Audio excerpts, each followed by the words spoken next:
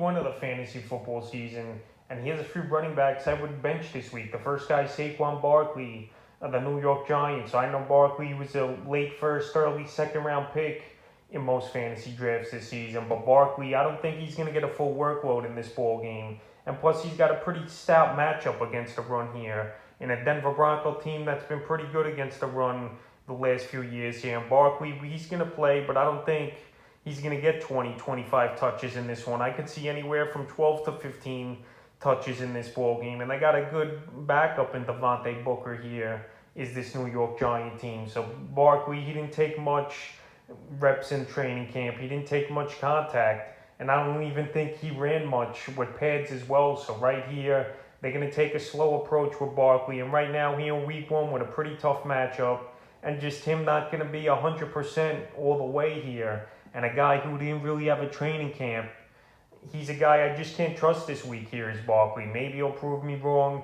and have a big game, but I think we're going to see a basic game out of Barkley, maybe 50, 60 total yards, and possibly finding the end zone. So if you have better options on your fantasy team, I think this would be one of the weeks you would bench Barkley here, because once he gets 100% and can stay on the field, obviously he's one of the better talents at the running back position in all of football. But right now, I just can't trust him.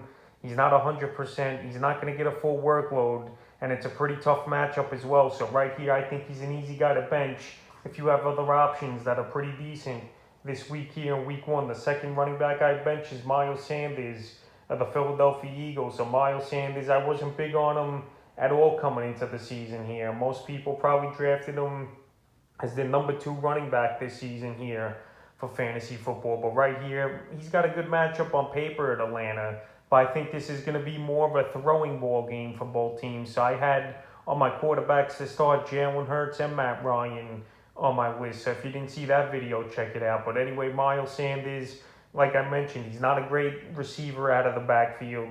This guy's more between the tackles running, and Boston Scott's more that third down receiving back here for this Eagle team. So right here, Miles Sanders, I could see a mediocre game where he only gets 8 to 10 fantasy points in this one and probably 70, 80 yards total if that. So right there, that's not going to be big numbers, especially in PPR leagues where you could have a decent running back get a few catches and 60, 70 yards and have a bigger day than Sanders. Because Sanders, to me, he's not a great receiving option out of the backfield for fantasy football owners. And this is why his draft stock definitely fell from last season to this year. Last year, he was his first, second rounder. This year, more anywhere from the late 3rd to early 5th round pick here in fantasy drafts. And this week, I just think this game is going to be a throwing ball game between both teams. And another thing here, Jalen Hurts is a run-first quarterback, so a lot of goal line opportunities in short yardage situations. Jalen Hurts might take the ball himself to the end zone. So this week, I just don't like Miles Sanders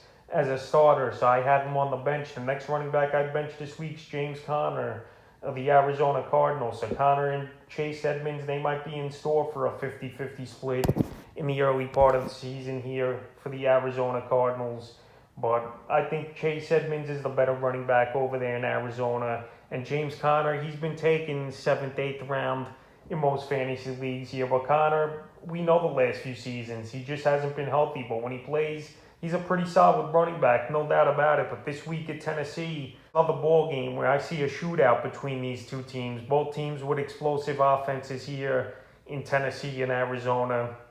And I could also see a thing where Arizona is going to be trailing a lot in this ball game, and they're going to use Chase Edmonds more in coming from behind at Tennessee, because this game's going to be high scoring in my opinion. But I also could see Tennessee get off to a quick start by a touchdown to a 10-point lead here.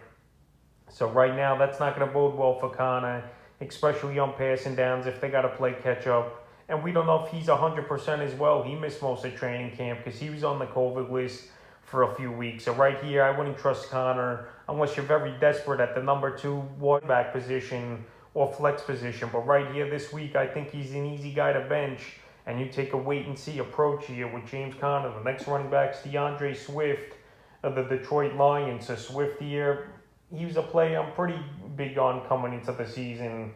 But so far here, he hasn't had a full training camp. And he's another guy who's going to be behind a little. And also they got Jamal Williams in the mix, signing him from the Green Bay Packers in the offseason. So I could see a 50-50 split here in week one between Williams and Swift. And we even saw last season Jamal Williams eat into Aaron Jones's workload a little last year with the Packers. So right here, Swift, he's not 100% with a groin issue, but he should be able to play here in week one. But I'm not expecting a big game, and I expect Detroit to be down early and often in this ball game. Even though we know Swift's a decent receiver out of the backfield, I could see a game script and the way things could go where Jamal Williams might even get more touches than Swift. So right here with a pretty tough matchup, even though he's at home and he's not 100%, I don't think things bode well for Swift here. And he's a player I would bench this week at the running back position. And the fifth and final running back I would bench this week, it's a pretty easy one in my opinion, Devin Singletary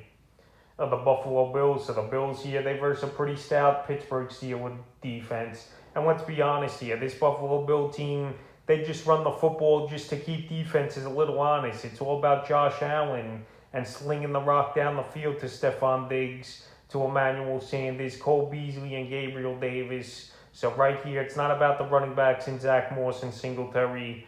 And right here, Singletary, he was horrible last season in fantasy football, where he was a guy that was droppable pretty much every week and a guy you can't count on. And he's not a good receiver out of the backfield as well. So right now, he's owned in 80% of fantasy leagues.